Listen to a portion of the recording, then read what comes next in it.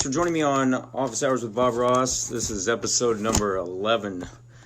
And in this particular episode, what I want to discuss is a few things that I wish I knew before graduating college. And if at any point there's a question, just let me know. And I'll go ahead and, unless you have any questions for me, then I'll go ahead and start. Start it up. All right. So the first thing that I would say that I wish I knew before leaving out would be to be more proactive. And I kind of assumed that when I was in college that if I continued to practice and people just saw me around, that the gig opportunities would just come to me, and I would somehow build some sort of a following just by being present at college. And I thought, well, once I leave college, people will just know that I can play. And it ends up that it did not work out quite that way. So I had to be very proactive in how I would manage, whether it be any sort of teaching opportunities or any gig opportunities, or if I wanted to play with anybody in particular, I had to be very proactive in my process, and not just rely on the fact that people assume that, that I could play.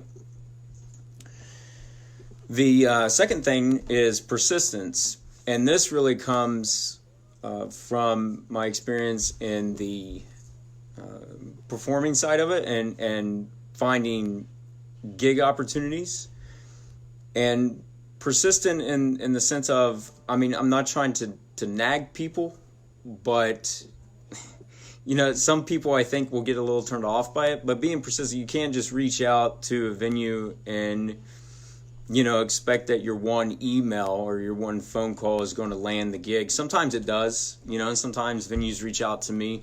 But, there's a lot of times where it really is a persistent thing of, maybe you wait a couple weeks, maybe a week, and you stay on top of it. Because the thing you got to keep in mind is that you're not the only one that's out there looking for an opportunity to perform. And the chances that your email or, that reminder they may have had to call you back is probably going to drop down their list of priorities. So you try to be on top of their mind, to get that attention. So I'm very persistent in that regard. I try not to annoy people, and sometimes, I've had venues that, prefer that I give them more time. But again, most of any of the gigs that I get has been just that persistent attitude. The next... Your first point, can I interrupt? Yeah. Your first point about being... about people knowing you and stuff. Were you talking specifically about playing with other people, or were you talking about getting gigs? A mixture of both, a mixture of, I kind of thought that, and this is a little bit before I started doing the social media stuff. So I didn't put my stuff out there, and somehow I guess I felt that if I played out from time to time, the word would spread. And venues would start to find out about me, and other musicians find out about me. And in some respects it happens, but most of the time it hasn't been the case, and I've had to proactively go out and make sure that my music is heard or people know who I am. What I find is the people who are hiring for gigs, a lot of times, and this isn't always the case, but a lot of times they don't really care about music at all. They just want to get people into their establishment, and if they know you and they know that you're somebody who pulls in a lot of people, they're more inclined to call you right back. Whereas if they don't know you, then you're just in the mix with a whole bunch of other people who want that gig. Right. Yeah, that's definitely been something that I've ran into. Where you encounter that, where if you may not be bringing in a certain amount of people, or if you do bring in people, if they're not if they're not buying the liquor as opposed to, buying like soda or something, Yeah.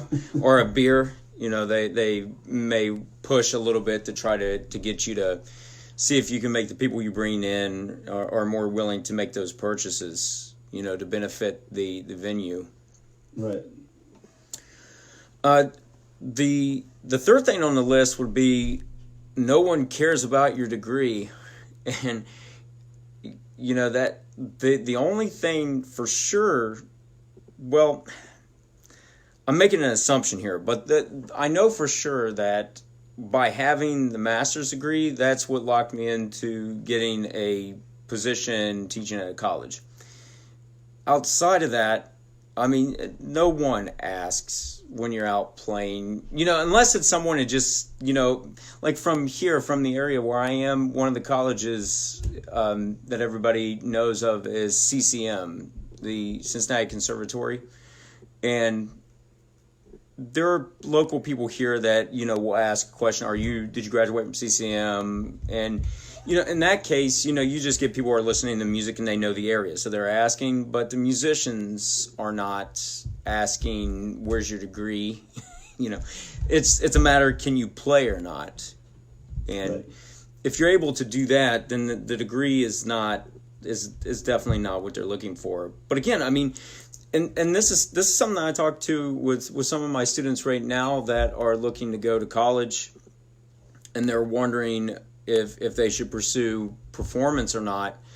And really, if I try to be very realistic about it, and this is going to lead to another point in a moment, but if your idea is to go out and perform and you want to learn some things, I mean, you could go to a college and you can be in that environment, and there's a lot of cool things to that. Like when I was in Philly, there was a lot of cool things to that. And that whole city, it pushes you in a different way. But then again, you got to think that you're coming out with that debt. If you're not like on a full ride or something, then you're going to be coming out with debt, and maybe the better option would have been to take private lessons. And I mean, with the way technology is right now, your ability to study with so many different people around the world is very easy now. Sites like here, with musiclessons.com, that's an opportunity. Reaching out to people individually and just seeing if they'll do it or not. All the guys, especially in the jazz world, all these people that most of us know about that are on the New York scene. I mean, you can reach out to them and see what happens. See if they're open to allowing you to take lessons with them or not. And that in the long term could save quite a deal of money. Right. Yeah. To me, it comes down to, where's your passion? Are you going to be able to study music as much as you need to in school? You have to give it your all when you're going to school and you're paying that kind of money. And when you come out, that has to be your passion in life. And it doesn't necessarily have to translate to dollars, but you definitely have to think about that. And if you're looking at a $40,000 student debt or more after college for music, then how are you going to, are you going to be seriously playing for, $100 gigs here and there and try to get that paid for? Right. So, you have to know that you're probably going to be teaching. Yes. Or doing something beyond just playing music to make it work. Yeah, exactly. So, I mean, again, the degree, I mean, if you're looking to do, a college gig, then even it goes beyond that right now. I mean, having a master's can open some doors, but then again, doctorate degrees are really what a lot of universities would be seeking, and they may work out a deal depending on your experience to allow you to come in and agree to get a degree, a doctorate degree while you're teaching.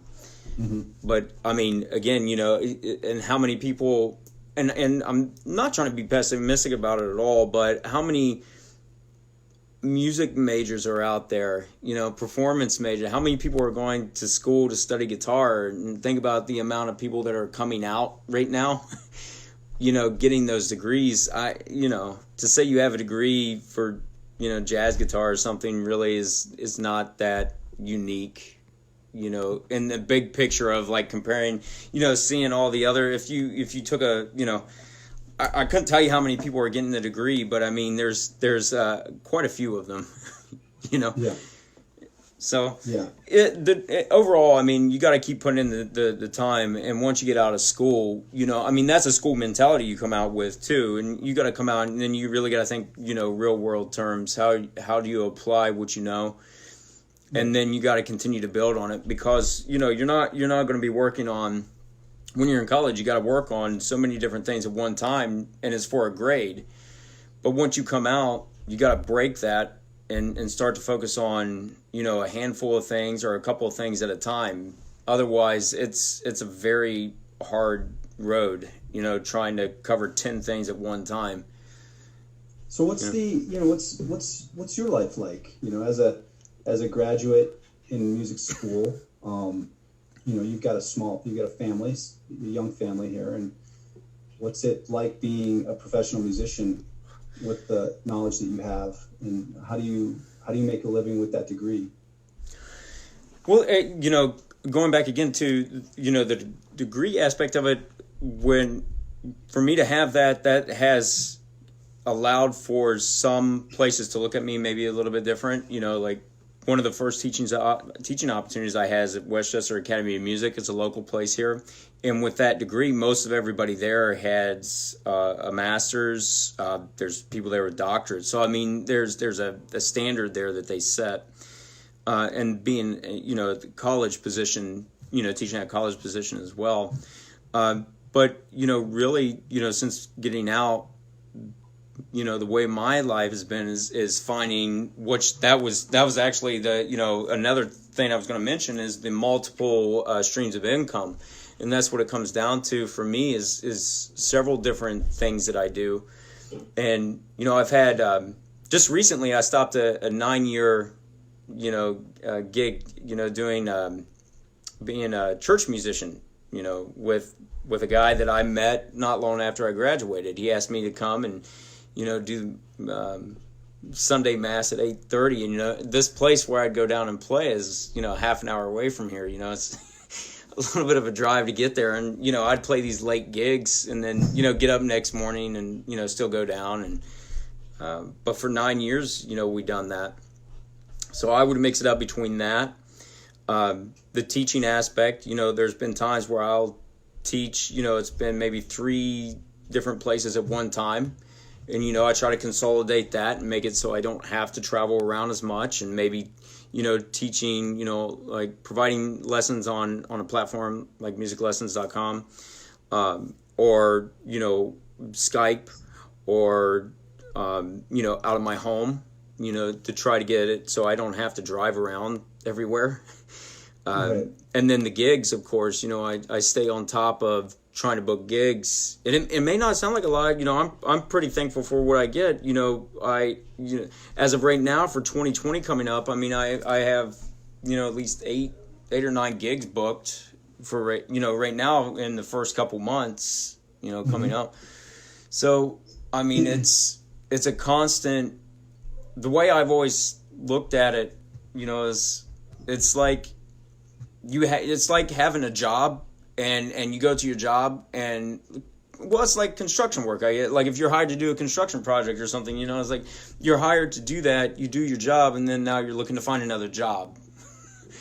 So you're always looking to find new positions, new something out there, and balancing that with having two kids. During the day, I'm trying to work on the business aspect of it. Whether it's reaching out to places, venues, trying to come up with some material, teaching material, preparing for students that I, see in person, practicing, writing tunes. I'm always doing something, and luckily I have a very supportive wife too that's a graphic designer. So I'm always trying to stay on top of it. Sorry. No problem. I've got small kids too. Yes. So yeah, I'm always trying to stay on top of it, and it's a challenge, with anything. I mean, there's highs and lows to it, but you gotta It sounds like, prep. I mean, the big difference here that I think between a traditional occupation and a musician is that so much of your income depends on your own motivation and you're being proactive about your occupation. Like a lot of your money is coming in as a 1099 MISC. Right? Yeah. I get. Yeah. You're a subcontractor a lot of times, or you're getting these 1099s in at the end of the year. You have to deal with taxes in that way. There's no reliable source of income except for these other, like your church work, finding gigs like that, and your teaching job. Like if you can get a teaching job at a university, then you're kind of in that more of a teaching role where you are an employee. And that's, I think, the exception to the rule as a musician in general, right? I mean, like if you look at the spectrum of musicians out there, how many musicians are making a full-time living as a musician with a full-time job? Right. The only full-time jobs as a musician, I mean, I guess there's, symphonies and stuff like that. You can get involved in those kinds of productions or teaching. Right. Yeah. It's some, and of course some people, they have a little bit different focus at times, where some are definitely, making more of their income coming from the performance side, some more on the teaching. But I think, it goes back to, what's everyday life like, what's your situation, what's your priority. And, for some, especially, depending on what they're trying to build, as far as a family or whether they want to be single or however they want to approach it,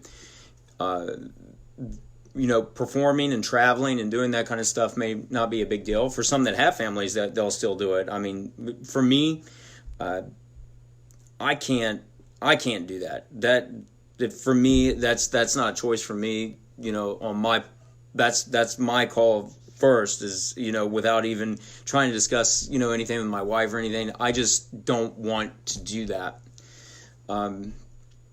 Because I can't imagine just being gone, for long periods of time, and I want to be around and yeah. I just. Let me ask you about the gigging experience, because for me that's everything, right? I feel like that's the golden nugget of being a musician, is getting up in front of people and having these experiences. How does that factor into your your work as a musician? Is that the top of the list for what drives you, or if anything else to say about that? If I would have to, looking at the ideal situation of where it would go, and again, I'm thankful for any of the opportunities I have right now.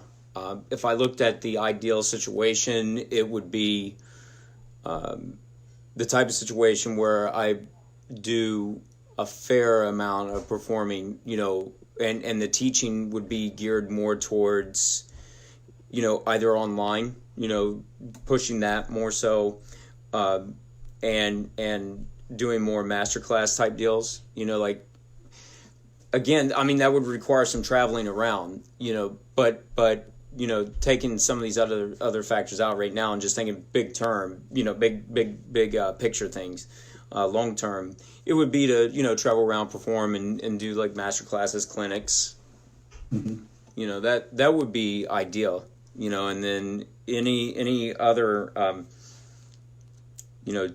teaching that would come from that would be geared towards online and definitely, with a focus on those that have experience in playing, not beginner, because I've taught a lot of I've had such a wide range of different skill levels and ages of people, and there's a lot of beginners I teach, and it's a fun time, and it's something to be able to affect someone like that. And over the years, having students reach back out to me after I haven't seen them in years, and they're out there pursuing music or something, it's that means a lot to me.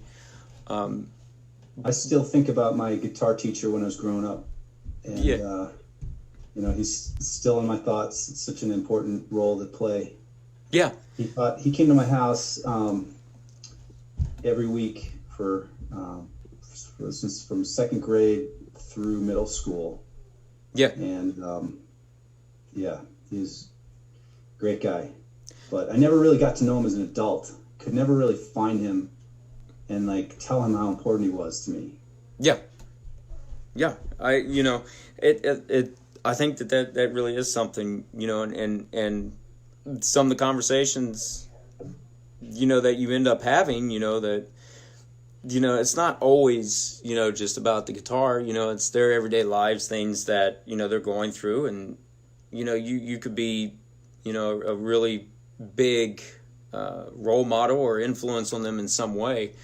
Like I said, it means a lot to me that, that's the case.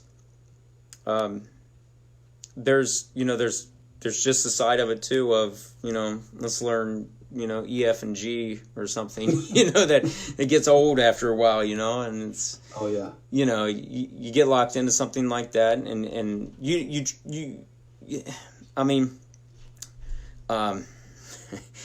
yeah, there comes a time where you push and try to get beyond and find new venues for yourself as well, new avenues of expression through teaching, and but yeah. Well, that's one of the things that I think that self-publishing is going to help with. If you can record those lessons that are those redundant basic things that people can work on their own. That's the Khan Academy model, the upside down classroom model, where you're recording these lessons that, here's your GCD, all right, and then when they come in to do a lesson with you, it could get more fun because they did that self-paced stuff, and then now the opportunity in front of you is to start working with the things that they learned.